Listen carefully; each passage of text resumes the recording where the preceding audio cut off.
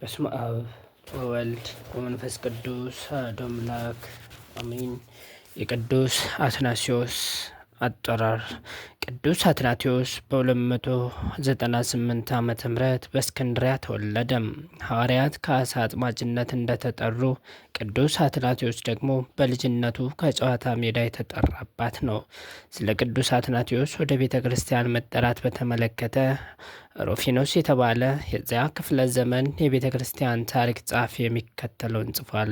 እስክንድርያ ክርስቲያኖች የእስክንድርያ 17ኛ ፓትርያርክ የነበረውና በዲዮቅልጥያኖስ ዘመን በሰማዕትነት ያረፈውን የተፍጻሚተ ሰማዕት የቅዱስ ጴጥሮስን በዓለ ሲመት በየዓመቱ በታላቅ ሁኔታ ያከብሩ ነበር። በዚያን ጊዜ ፓትርያርክ የነበረው አባት እለእስክንድሮስ ከበዓሉ ፍጻሜ በኋላ በድንገት ወደ ባህር ሲመለከት በዚያ የነበሩ ልጆች ጳጳስ፣ አጥማቂና ተጠማቂ የሆኑ በባህሩ ዳርቻ ሲጫወቱ ተመለከተ። መጀመሪያ የሕፃናት ጨዋታ ነው ብሎ አሰበ። ሁኔታዎች ግን እየቆየ ሲያየው በቤተ ክርስቲያን የሚፈጸመውን መንገድ የተከተለና ከልጆች ጨዋታነት ያለፈ ነገር ሆኖ ታየው። በዚያ ጊዜ በመደነቅ አብረውት ከነበሩት ካህናት ጋር በመመካከር ልጆቹን ሁሉንም አስጠርቶ ምን እያደረጉ እንደሆነ ጠየቃቸው። እነርሱም አትናቴዎስ ጳጳሳቸው ሆኖ ሌሎች ልጆች ደግሞ ተጠማቂዎች ሆነው ወደ እርሱ እየቀረቡና እያጠመቃቸው እንደነበር ነገሩት።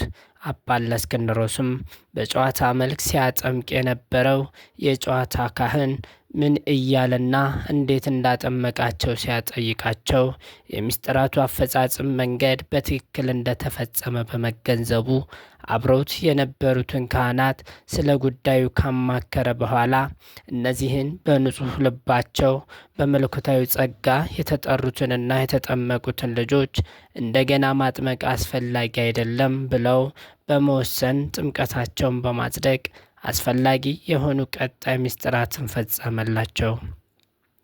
ከዚያም ሌሎቹን ሕፃናት ባርኮ አሰናበታቸው። አጥማቂው ሕፃን አትናቴዎስን ግን ከእነርሱ ጋር ይሆን ዘንድ ወደ መንበረ ፓትርያርኩ ወሰደው። አባ እለእስክንድሮስም አትናቴዎስን በመንበረ ፓትርያርኩ በቤተ ክርስቲያን ትምህርትና ሥርዓት እያስተማረ አሳደገው። እነርሱም ተወዳጅ ልጅ ሆነው ከዚህም ጋር ሰዋሰው፣ ፍልስፍና፣ ክህሎተ ነቢብና ሌሎች ከዘመኑ የነበሩ ትምህርቶችንም በሚገባ ተማረ። ቆይቶም ለማዕረገ ምንኩስና በቃ። በቅድስናው በሙያውና በግብረ ገብነቱ እንከን የሌለው ወጣቱ አትናቴዎስ በ23 ዓመቱ ሊቀ ዲቁና ሆነ። በዚያን ዘመኑ ማዕረግ ሊቀ ዲያቆን ማለት የሊቀ ጳጳሱ አፈ ጉባኤ እንደራሴ እንደማለት ነበር። ብዙውን ጊዜ ጳጳሳት ሲያርፉ በመንበራቸው የሚተካው ሊቀ ዲያቆናቸው ነበር። ቅዱስ አትናቴዎስን ጎልቶ እንዲወጣና ታላቅነቱ እንዲታወቅ ያደረገው አርዮስና የአርዮሳውያንና ተባባሪዎቻቸው የቤተ ክርስቲያን የውስጥና ዙሪያ ጠላቶች ናቸው። የመንበረ ጵጵስና ኃላፊነት ሸክም ከተቀበለ ጀምሮ ተጋድሎውን በድል አድራጊነት ፈጽሞ ወደ ፈጣሪው እስኪሄድ ድረስ ከአርዮሳውያን ጋር የተሳሰረው የቅዱስ አትናቴዎስ ሕይወት ብቻ አልነበረም። በአጠቃላይ የ4ኛው መቶ ዓመት የቤተ ክርስቲያን ሕይወትም ጭምር ነበር እንጂ። የዚያን ዘመኑ የቤተ ክርስቲያን ታሪክና ሕይወት በአንድ በኩል አርዮሳውያን በክርስቲያን ላይ ያደረጉ በነበረ ሁከትና ሴራ፣ በሌላ በኩል ደግሞ ቤተ ክርስቲያንን ከአርዮሳዊ ክህደት ለመጠበቅ የሚደረገው ትግል የእነዚህ የሁለቱ ነጸብራቅ ነበር። የቅዱስ አትናቴዎስ ሕይወትም ቤተ ክርስቲያንን በዘመኑ ከነበራት ፈተናና ካደረገችው ትግል ማለትም ከአጠቃላዩ የቤተ ክርስቲያን ሕይወት የሚቀዳና የዚያ አይነተኛ መገለጫና ጉልህ መስዋዕት ነው። ስለዚህ የቅዱስ አትናቴዎስን ሕይወት ማወቅና መረዳት በተለይ የ4ኛውን መቶ ዓመት በአጠቃላይ ደግሞ በክርስቶስ ሞትና ትንሣኤ የተመሰረተችውን የቤተ ክርስቲያንን የዚህ ዓለም የመስቀል ጉዞ መረዳት ነው። ይህ 4ኛው መቶ ዓመት ደግሞ ምንም እንኳ ሁሉም ነገር በእግዚአብሔር እጅ ቢሆንም እንደ ሰው ስንመለከተው የቤተ ክርስቲያንን መሠረታዊ አቅጣጫ ሊያስለውጥ የደረሰ ከባድ ኑፋቂያዊ ፈተናዎች የተነሱበት ዘመን ነበር።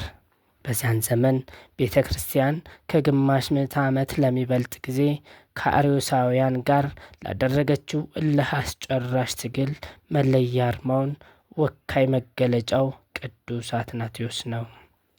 ዘመን ገጠሙ የነበረው ታላቁ ሊቀ ቅዱስ ጊዮርጊዮስ ዘእንዚናዙዝ ቅዱስ አትናቴዎስን ተጋድሎ በተመለከተ ሲናገር አትናቴዎስን ላመሰግን የማመሰግነው የመልካም ተጋድሎ ሕይወት ነው። ስለ እርሱ መናገርና ስለ መልካም ተጋድሎ ሕይወት መናገር አንድ ናቸውና፣ ምክንያቱም እርሱ የመልካም ተጋድሎ ሕይወትን በእምነት ገንዘብ አድርጓልና ያለው ለዚህ ነበር። ስለዚህ የቅዱስ አትናቴዎስን ተጋድሎ ለመረዳት የአርዮስን ኑፋቄ ሂደት በመጠኑ ቢሆን መዳሰስ ያስፈልጋል።